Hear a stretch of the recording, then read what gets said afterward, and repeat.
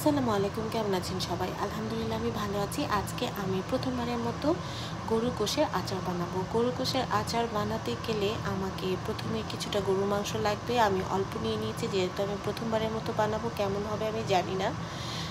নিয়ে ভালো করে ধুয়ে তারপর সেটাকে ছোটো ছোটো করে কেটে নিলাম। কেটে নিয়ে সেখানে সব মশলা দিয়ে দিলাম, যেমন হলুদ গুঁড়ো, মরিচ গুঁড়ো, জিরে গুঁড়ো, তারপরে সামান্য লবণ, তারপরে দিয়ে দিয়েছিলাম আদা রসুনের পেস্ট। ভালো করে মাখিয়ে নিয়েছি।